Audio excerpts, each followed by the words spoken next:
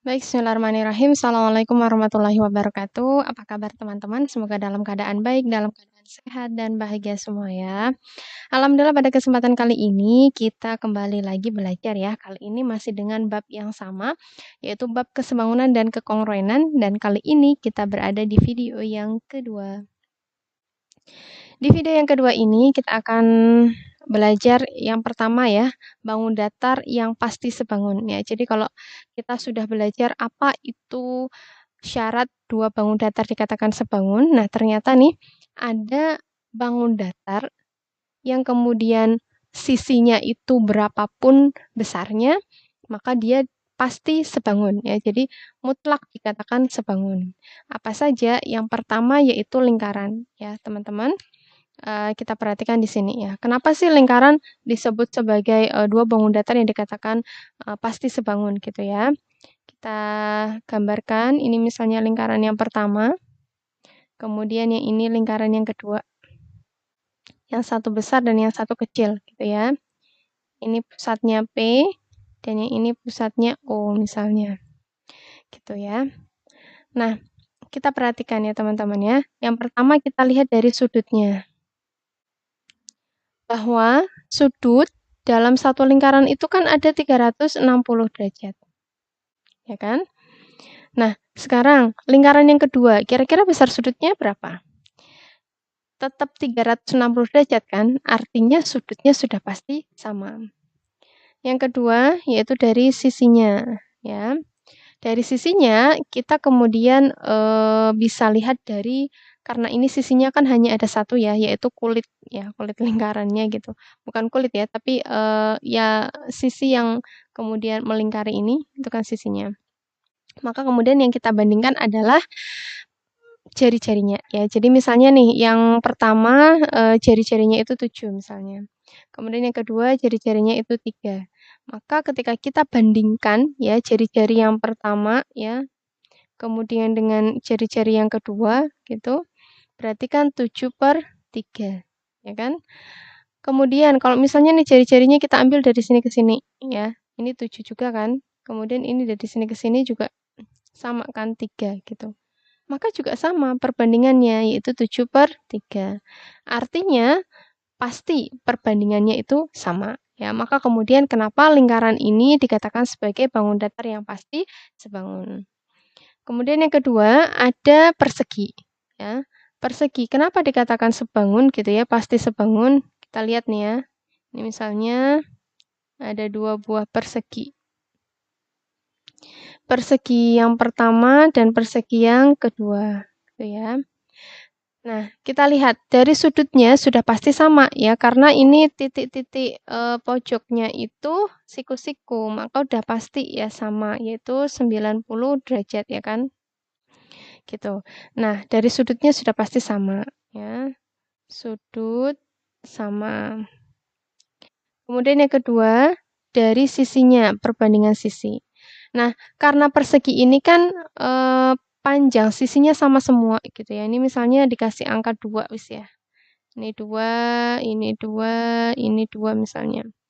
Kemudian yang besar ini 5 misalnya, ini 5, ini 5, dan yang ini 5 gitu ya. Maka ketika kita bandingkan, maka sudah pasti perbandingannya sama gitu ya. Misalnya nih, kita mulai dari bangun yang pertama ya. Berarti kan 2/5 ya.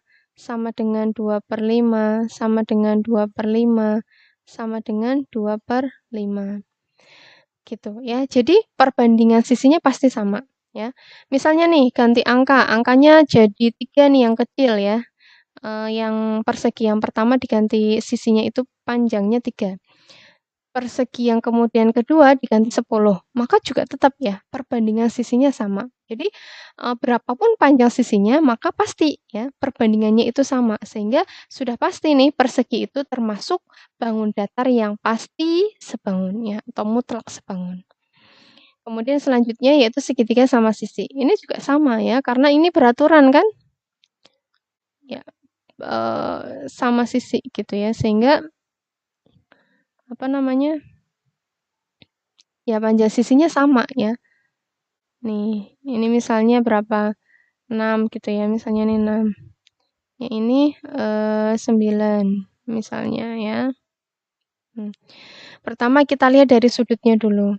Dari sudut, ya kan, dalam sebuah segitiga itu kan 180. Nah, karena ini sama sisi, maka si titik-titik sudutnya ini kan berarti besarnya berapa? 60 derajat, ya kan? Sama halnya dengan yang besar ini nih, gitu kan. Segitiga sama sisi yang besar juga sama ya, karena ini kan jumlahnya tetap 180 jumlah sudutnya.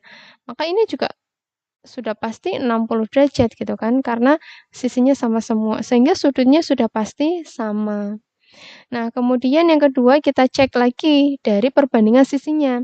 Ya tadi, ya sebagaimana disampaikan dari yang persegi tadi, karena sisinya itu sama semua, sehingga kalau dibandingkan ya pasti hasilnya sama ya. Misalnya nih, berarti 6/9 ya sama dengan 6/9, sama dengan 6/9 gitu ya, sehingga mutlak pasti sebangun. Kemudian ada satu lagi yaitu segi N beraturan ya teman-teman. Jadi yang namanya bangun datar yang beraturan itu pastikan panjang sisinya sama semua ya, sehingga sudah pasti dikatakan sebangun. Kemudian dari sisinya, dari sudutnya aja juga sudah pasti sama besar ya, karena bangun datar itu kan pasti jumlah sudutnya ada 360 ya, sehingga kalau dibagi sisi-sisi berapapun gitu kan, maka titik sudutnya itu dibagi sesuai dengan jumlah titik sudut yang gitu kan. Jadi pasti sama besar. Contohnya nih segi 6 beraturan gitu kan. Ini misalnya begini ya.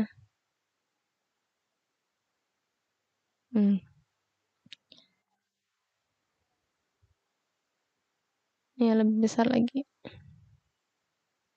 Nah, segi 6 beraturan. Kita lihat dari sudutnya gitu kan.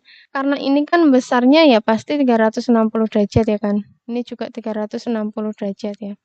Maka karena ini segi 6 kan berarti titik sudutnya ada 1, 2, 3, 4, 5, 6 ya. Sehingga besar sudutnya ini 60 derajat semua ya. Kemudian ini juga sama, ini kan dibagi 6 juga ya kan? Dibagi 6 juga, sehingga besarnya ya sudah pasti di sini 60 derajat. Artinya sudutnya sudah pasti sama. Nah, tadi ya, karena segi 6 beraturan maka sisinya itu kan sama ya, ini sama semua gitu ya. Yang besar juga ini sisinya sama semua ya kan. Sehingga kalau kita bandingkan sudah pasti perbandingannya senilai gitu ya. Nah, oke, ini ya teman-teman ya. Jadi bangun datar yang pasti sebangun itu ada lingkaran, ada persegi, ada segitiga sama sisi, ada segi N beraturan gitu ya. Oke, itu untuk bangun datar yang pasti sebangun teman-teman. Nah, sekarang kita ke materi selanjutnya, yaitu menentukan panjang salah satu sisi dari dua bangun datar yang dikatakan sebangun ya. Di sini ada contoh soalnya. Di sini ada dua buah gambar ya, gambar trapesium, yang satu besar dan yang satunya lagi kecil. Di sini keterangan soalnya, bila segi 4 ABCD dan KLMN di samping sebangun, tentukan panjang AD, MN, dan KN. Ini ada kata kuncinya ya teman-teman, di sini ada kata-kata sebangun ya. Artinya berlaku syarat kesebangunan. Ya. Berlaku syarat kesebangunan yang ada dua ya, ada sudutnya berarti yang bersesuaian sama besar, dan perbandingan sisi yang bersesuaian sama besar ya, atau senilai. Nah, ini kita bisa lihat ya teman-teman, kalau dari sudutnya, maka ada dua yang siku-siku, ada bintang, ada lingkaran. Di sini juga ada dua ya, yang siku-siku, kemudian ada bintang dan ada lingkaran. Ini sudah pasti bersesuaian ya. Berarti kalau ini sudutnya, sudut A ini bersesuaian dengan apa nih teman-teman? Sudut A bersesuaian dengan sudut apa? Sudut M ya. Karena kita lihat ini lingkaran, nah ini juga ada lingkaran. Ini berarti A itu bersesuaian dengan M gitu ya. Dan seterusnya. Nah, kita langsung ke soalnya saja. Di sini tentukan panjang AD. Berarti kan AD ini kan sebuah sisi ya. Maka kita gunakan perbandingan sisi yang senilai tadi ya. Penyelesaiannya, nah sini. ABCD dan KLMN itu sebangun, maka perbandingan sisi yang bersesuaian itu sama. Ya, berarti karena sama nih, kita lihat nih ya, AB kira-kira bersesuaian dengan apa nih teman-teman? Dengan MN ya. Kenapa? Ya karena ini ada siku-siku dan lingkaran, maka pilih aja yang sisinya itu ada siku-siku dan lingkaran. Berarti kalau AB bersesuaian dengan MN, ya kan? Ditulis deh ya, berarti AB bersesuaian dengan MN. Kemudian BC itu juga ya bersesuaian dengan KN. Ya. Karena sama-sama sisi miring. Kemudian CD itu bersesuaian dengan KL ya. Kemudian AD bersesuaian dengan LM ya. Oke, kita lihat ya perbandingannya berarti seperti ini, ya kan? Kita mulai dari segi 4 yang besar dulu ya. Kalau AD berarti dibandingkan dengan LM ya. Karena sebangun berarti perbandingan sisinya sama atau senilai berarti begini ya. AD per LM sama dengan AB per MN sama dengan BC per NN sama dengan CD per KL gitu ya. Nah, karena di sini kan ada sisi-sisi yang sudah diketahui ya, maka kita masukkan aja sisi yang sudah diketahui itu. Sehingga seperti ini ya. AD karena ini belum diketahui berarti AD-nya ya masih utuh AD ya. LM-nya sudah diketahui 4, di sini 4. Sama dengan AB-nya 15 ya, di sini 15. MN-nya masih belum diketahui. BC-nya 9, ya KN-nya di sini belum diketahui. Nah, CD-nya 12 ya. Kemudian KL-nya 8. Nah, sudah seperti ini ya. Nah, komponen yang belum diketahui ini maka kita akan cari menggunakan perbandingan sisinya ya. Nah, seperti ini kan ya, teman-teman ya. Yang mau dicari AD. Ya. Nah, berarti gimana nih? Ya, kita selesaikan ya yang A. Kita cari AD. Ya. Nah, teman-teman, kita kalau mau mencari AD, maka kita gunakan perbandingan yang ada AD-nya. Berarti ini kan ya. Nah, ini. Kemudian yang keduanya diketahui ya, atau semua komponennya diketahui. Berarti yang ini kan ya. CD per KL. Kenapa kita tidak gunakan yang 15 per MN? Ya tidak ya, karena MN-nya kan belum diketahui. Jadi nanti ada dua hal yang belum diketahui gitu ya. Maka nggak bisa dicari. Maka kita gunakan yang semuanya diketahui ya. CD kan 12, KL-nya 8 gitu. Jadi kita pakai ini ya. Berarti AD per 4 itu sama dengan 12 per 8. Ya. Nah, seperti ini. Setelah itu gimana? Kita kalikan silang langsung boleh atau kita sederhanakan dulu ya. Kalau biasanya kita sederhanakan saja bisa atau langsung kalikan silang juga bisa.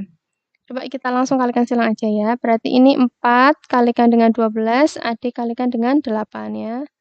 AD kalikan 8 sama dengan 4 kalikan 12. Ini ya. Maka di sini AD sama dengan 4 kali 12 per 8. Ya. Nah, ini karena perkalian ya, teman-teman, kita bisa coret aja nih salah satu. Misalnya nih 4 sama 8 ya. Kita bagi, jadinya kan sisa 2 di sini ya. Sehingga berarti AD itu sama dengan 12 per 2 ya, sama dengan 6 cm. Nah, ketemu ya. AD. Nah, sekarang kita cari apa? MN. Ya, kita cari yang B, yaitu MN. Kita gunakan ya, berarti yang MN nih, gunakannya ini. Ya, 15 per MN. Dengan yang mana? Boleh 12 per 8. Boleh kita gunakan AD per 4.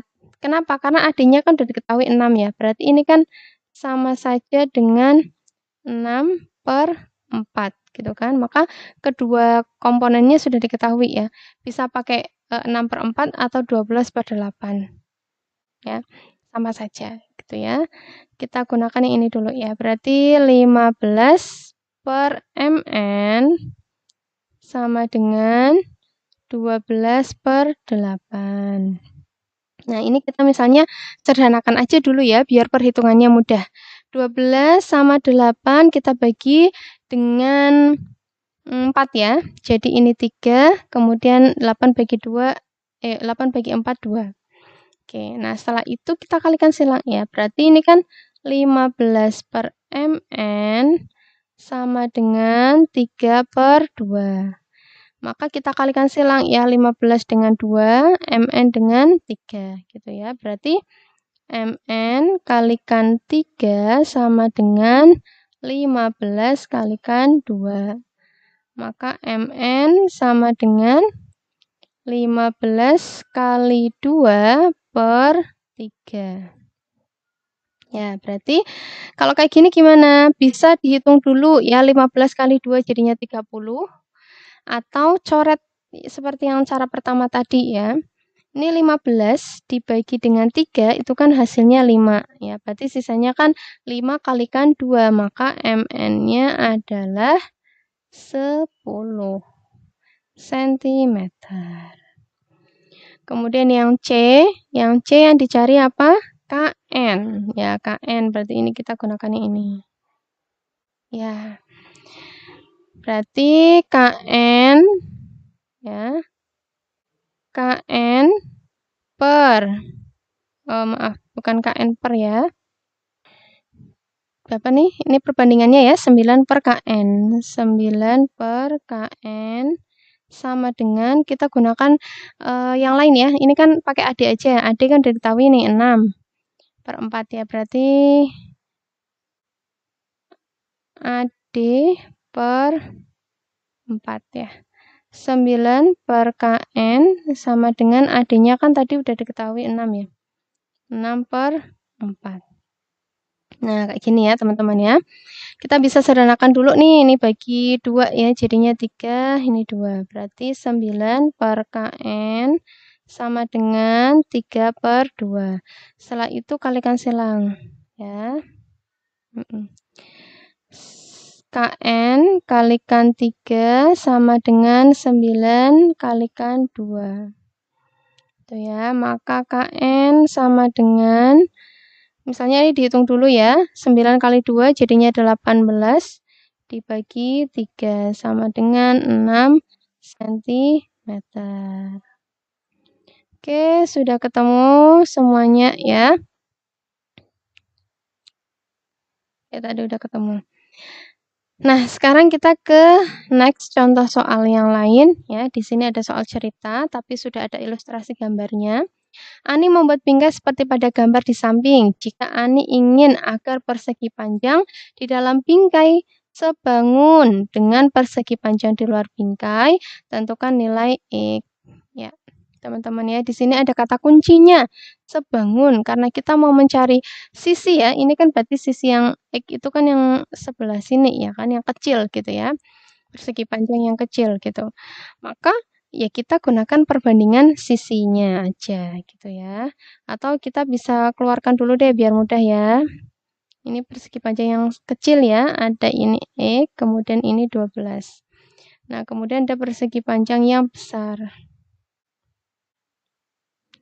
Ini 18, yang ini 15. Gitu ya. Nah, kita mau mencari nilai X-nya. Bisa langsung saja gitu ya. Bahwa kalau panjang, ini kan berarti yang ini ke sini kan panjang gitu ya. Ini ke sini juga panjang. Nah, ini yang ke sini itu kan berarti lebar, ya kan? Ini ke sini juga lebar, ya kan?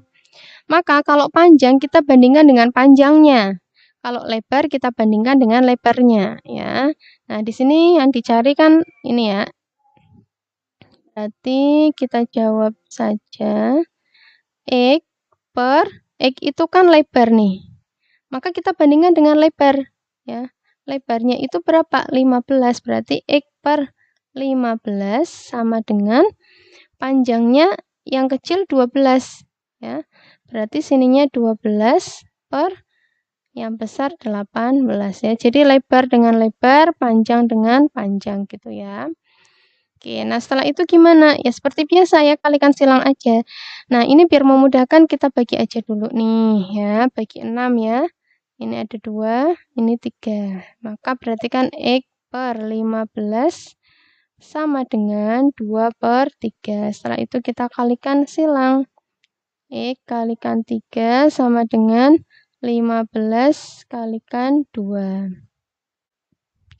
Ini kali ya. Nah, berarti X sama dengan 15 kali 2, 30 ya. Dibagi 3, maka sama dengan berapa? 10 cm. Gitu ya, jadi X-nya adalah 10 cm. X sama dengan 10 cm. Oke, mudah ya. Nah, contoh lagi. Ini ada gambar ya. Wah, ini ada bingkai juga, tapi ini pertanyaannya seperti ini ya. Sebuah bingkai dengan ukuran seperti gambar di samping, jika persegi panjang ABCD sebangun, ada kata-kata sebangun, dengan persegi panjang EFGH, tentukan nilai AB, X, dan Y. Nah, ini berarti dicari adalah panjang AB-nya nih, dari sini ke sini. Ya. Maka langsung kita jawab. Ya. Kita bisa perhatikan di sini ya, Mbak-mbak sekalian. Pertama kita cari AB-nya dulu ya. Berarti kan yang besar nih ya. Ini kan AB yang besar. Karena biar mudah ya, maka ini E, ini F, ini G, ini H ya. Jadi yang kecil itu EFGH nih. Yang besar ABCD. Oke, kita mau cari AB. Berarti AB itu kan bersesuaian dengan EF ya. Berarti AB per EF sama dengan BC per HE ya. Atau EH. Ya, ini yang A. Nah, AB masih belum diketahui. EF-nya berapa? 30 sama dengan BC-nya 28 per EH-nya 20 ya. Kita sederhanakan nih. 28 sama 20 dibagi 4 ya. Yang ini 7, kemudian yang ini berarti berapa? 5. Nah, gitu ya. Setelah itu kita kalikan silang.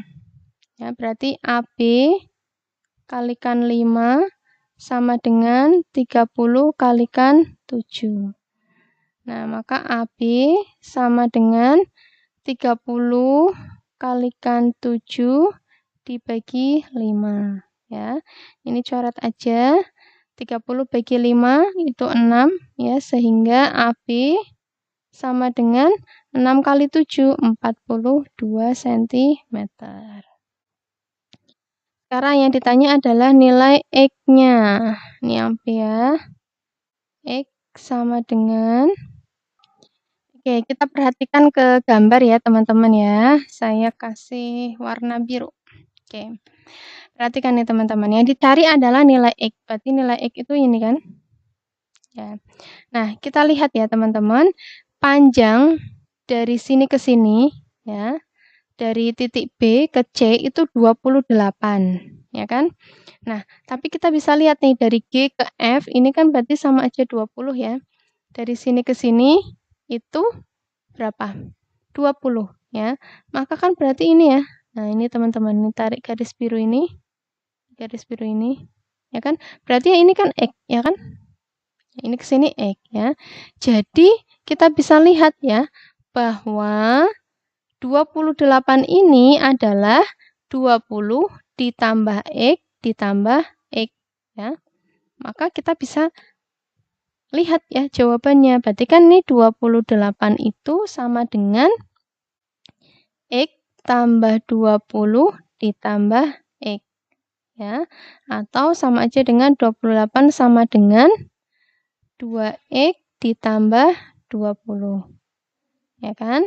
Nah, kemudian kita ini ya, ekuivalenkan kan berarti 2X sama aja dengan 28 dikurangi 20 ya. Ya, jadi 20-nya ini dipindahkan ke sini kan jadi negatif ya, 28 kurangi 20. Tuh, maka 2X sama dengan 28 kurangi 20 seperti ini. Nah, berarti 2X itu sama dengan 28 kurangi 20 itu 8, maka X-nya sama dengan berapa nih?